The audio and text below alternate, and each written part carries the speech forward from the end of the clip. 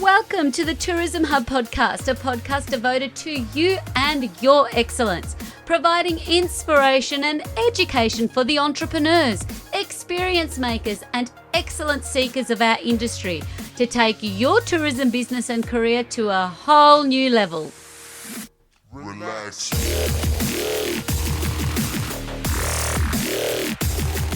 Top of the morning, everybody. Top of the morning to my special guest, day 2. Thank you. Good morning. Good morning. Corinne Lewis here from Ecotourism Australia. Thank you for joining me. Thank you for being brave and saying yes. It's your first time to art. It is. It I is. haven't been to the art conference before, so fantastic experience so far, yeah. What has been a real key highlight for you? Because you actually came earlier at the TA Agritourism Day 2. Would have been some of your highlights from the art convention? Yeah, so having the agritourism tagged onto the art conference was fantastic. So day 1, the afternoon, I found it really, inspiring and just a really fresh insight into the people on the ground. So some of the speakers were cattle farmers from Tasmania, a young lady that runs a small family hobby farm with cattle and pigs, and the lady from Sydney Oyster Farm, and just really, hearing from people on the ground that are pursuing or interested in pursuing the agritourism angle, and just the challenges, but also the opportunities of mixing their agricultural roots and the core of their farming business with the potential of tourism. And they were all at different stages in the journey, and really interesting to see that it's not as simple as popping a cabin on your paddock or having some people come to the farm. They've got real challenges with insurances and taxes and grants and all sorts of things with that transition. So I just found it, really insightful and refreshing hearing from the people on the ground and just that insight into agritourism. Yeah. Oh, it's definitely been, it's been just that. It's been an insight, and it's, you kind of see this space evolving, and it was just great to have that tagged on, as you mentioned. Yeah. And it is also, it's in light of sustainable practices, it's all aligned as well. I think these are operators that, are well and truly, that's something that they've probably, well before their time have been practicing sustainably. Yeah, absolutely. So, sustainable farm practices and sustainable living in general is just core to who they are and how they run their operations. So that sort of transition to sustainable tourism as a part of their farming experience is a natural transition for them, but still some different challenges from a traditional tour operator who, might go through one of our programs and is really growing their business in a sustainable or to become ecotourism certified. Yeah, lots of parallels, but also some really different we heard challenges from as well. Rose yesterday, and she was even just from planning, and like you said, even from planning and permits to do, you want to innovate, you want to do something different, but there are some barriers to entry to do that. Yeah. And speaking of not so many barriers to entry, in more and more, the team has been busy all over the country. So it's great. We got to, everybody, there's a lot of conventions and conferences and world global summits, and having really great representations for Ecotourism Australia. Yes. And the work that you do. And I love with the certification and the accreditations that Ecotourism Australia, there's kind of like there's something for everybody in all areas of the distribution channel per se. Now, a lot here are destination certified. I know there's a lot here that are thinking about going down that path. I know a lot of operators that are doing the strive for sustainability. What would you say as someone that's, also behind the scene reviewing your applications or submissions for certification? What are some things that anyone that is thinking that's a lot of work, like to go down that path, what would you say to that? Well, as you said, there's Ecotourism Australia has been around for a long time. The core of our certification is based on the global sustainable tourism criteria. So it is globally recognised. And we also were the first to take those global criteria and create a certification program. So traditionally we were eco-certification, so working with all of the fantastic, mostly small to sort of medium tourism operators that are immersed in nature, and that sustainability and that ecotourism is just core to who they are. So that's sort of been our traditional journey with the industry. Scorecard for, or Strive for Sustainability, or the scorecard as we call it, was introduced to enable people to do exactly that, have a taste of the certification process. So they're still using the same portal application process as certification, but rather than a journey, it's a snapshot. So they'll jump onto the portal and answer the questions honestly as their business exists that day. So if they have a business plan, if they don't, if they've got an environmental plan, if they don't, if they're doing the sustainable practices or they aren't, answer the questions in that way and get some really great feedback from the team as to what they can do next and how they can improve. And they end up with a score, a percentage out of 100. So it gives them a really good idea. Where am I? Am I right at the beginning of my journey and I've got a lot to do? Or, oh, wow, I've got 75, 90%. I'm really ready for certification. So it's a really great stepping stone into the certification program. So in certification, then they can go down the eco certification path if they're a nature-based operator. And we've now got a sustainable tourism certification program, which has opened up urban-based operators to be able to complete. So, you know, all of the big hotel chains. We've got a Corinne Marriott on board now. So it's great to see the big guys in tourism also doing everything they can to be sustainable. And then, as you mentioned, a great program working with destinations. So entire regions are now working with us. We've currently got 11 regions certified. So they go through a slightly different program. It's a long process. It's really a strong relationship between the destination and Ecotourism Australia, as it is with our operators. And we just really work closely together to help, whether it's an operator or whether it's a destination, just work their way through the process, put all of the practices in place until they're at a stage where they're compliant. And we believe that when the third-party auditor goes in, that they'll achieve certification. So we're very much nurturing, supporting, providing tools and guidance. Whether you're a small operator, a big hotel chain, or a destination, our job is to support and coach you through to certification. And, you know, moving forward, that certification is just going to mean more and be more valuable as, you know, the world is really focused on being anti-greenwashing. You know, you can have that certificate with pride, knowing that you are running your business in line with global best practice. So, yeah, it's a brilliant process, and I get feedback all the time from operators just saying, even if they weren't perfect, what a great business development tool it was to go through the process and go, wow, we are doing all these great things, or, oh, wow, we hadn't thought of that, and how amazing if we can put those things into practice. So. I can agree with that. It's definitely for my own business. I've registered. It's a goal, like I said, it's my 2024 goal. But I know anything like this makes you better.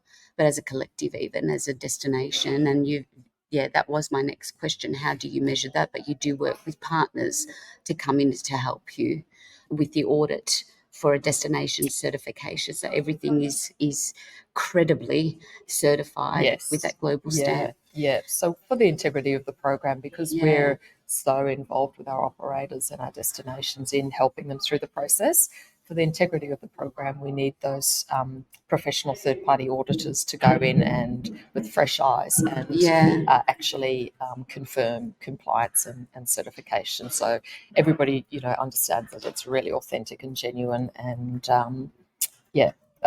the audits are carried out by the third-party professionals. And also business development, but what a great, and I think there's more to be done here. And I'll tell you, in terms of using it as a real, like leveraging that unique point of difference that it can make to your business by having an Ecotourism Australia certification. So I think sometimes that step after you've achieved and received that step to say, well, how am I going to let everyone know? How will I have this, and some are doing it really well. And I only say this because, I'm running a session on AI, and I did, trying to build content on the context of eco, but it's interesting what the AI spat out at me. Oh, yeah. Now, some was even not, it was not, you have to check it, it wasn't true. But the ones that were eco and had the certification, I think, wow, there was so much more that could have been done. Give it a dedicated page. Yes. Not just put the logo on the bottom of your website. No, not even a Google crawler for SEO is really going to recognize that. So, it was just something that came to, I think, for all of these, for all the certification, that post-marketing opportunity. Yes. So I guess we've just spent, 2.5 going on for 3 days immersed in this amazing conference where we've heard so much about, the importance of working with community, the importance of working with culture, and the fact that the travelling public are looking for tourism operators that represent their own ethos. So the travellers are conscious about wanting to visit places and have authentic experiences and really meaningful experiences and make positive impacts and maybe leave that place better than it was. So it's not just a sticker, it's not just a certificate. It says to the travelling public, I am committed to my sustainability. We use sustainable and eco practices throughout everything. So our business is all in line. All our plans are in line. So we run a sustainable business. We're not going to go broke tomorrow. Obviously, all of the environmental stuff, all of the waste and the emissions management and all of those things that we traditionally think are eco. But through the program, they also need to show that they're working with their local community, that they're engaged, that they're supportive, that they share, that they source their products locally, that they employ locally, and that they're also very much engaged in the traditional owners of the area where they draw their business and where they gain their income. So very much about not sharing stories that aren't theirs to share, but engaging with the Indigenous landowners and either bringing them into their product, introducing their customers to Indigenous product, or even just as simple as an acknowledgement of the country and putting their staff through cultural training programs. So the whole process is a really holistic view of sustainability. And exactly what you said, we encourage all of our operators to not hide that, to have a sustainability page that says we recycle, we manage our water, we manage our environment, we take care of our environment. We work with our community, we work with our cultural Indigenous landowners, and that presents such a beautiful picture to somebody who's looking for a sustainable travel organisation to visit, to experience and to travel with. So absolute key, so many operators out there doing so many amazing things, and we just say we're only just finding out about it. You need to stand proud and tell the world about it and have that sustainability story as your point of difference. And hopefully less of a point of difference as the sustainability grows through the industry. But it's what people are looking for, and it's what's important to a lot of travellers these days. They want that really heartfelt, genuine experience, and they want to travel with operators that share that ethos. So, and what was really fascinating about the Eco Summit in Brisbane was this year. It was time in ago. June this year. Yeah. A real eye-opener for me is just how much our big OTAs have come on board. I've never seen quite a representation from retail and, Expedia, Booking.com, Big Red Group, with big sustainable main menu items like fielding through who are our eco operators or eco experiences, which, we're all moving in the right direction. But I thought, wow, look at this big change happening here, which is excellent. So next year, we're going to find out soon. There's going to be an announcement. So if any of you that have been tuning in, and I know I've been on the other side a few years back and going, oh, I wish I was there. It sounds great. We've got some new announcements that are happening. And what would you say to anyone being your first time thinking about next year as it will come to light and be announced where we're going next year? Yeah, we're really excited to find out where the art conference is going to be held next year. It's just been really insightful to meet the people, hear from the people. Tourism Australia are here and all the big state tourism bodies are here, which is fantastic. Australia is represented completely. But as I said before, the man on the ground is just key. So that's what I've really got from the Regional Tourism Conference. All levels of the tourism industry are here. All of Australia is here.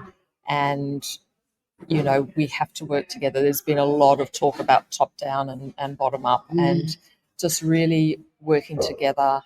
And I think also a key highlight, don't feel alone as a lone operator. Reach out to, you might think they're your competitors, but reach out and work together and share and work with your visitor centre and work with your local tourism, work with your council, and really build a community. Because we've heard it so many times this week, if you're a lone operator and we're attracting, massive international markets that are looking for authentic Australian experiences, then you're not going to miss out by working with your competitor, by working as a region. Yeah. You're just going to attract people to stay longer, to spend more, and just really embrace and understand everything that your region offers. So I think that's been a really key point from the conference is just that working together and that the smaller tour operators on the ground aren't forgotten. They're really embraced. There's a big focus on the regions. The international and the domestic travellers really want and love visiting the regions. So fantastic conference, fantastic content, beautiful people.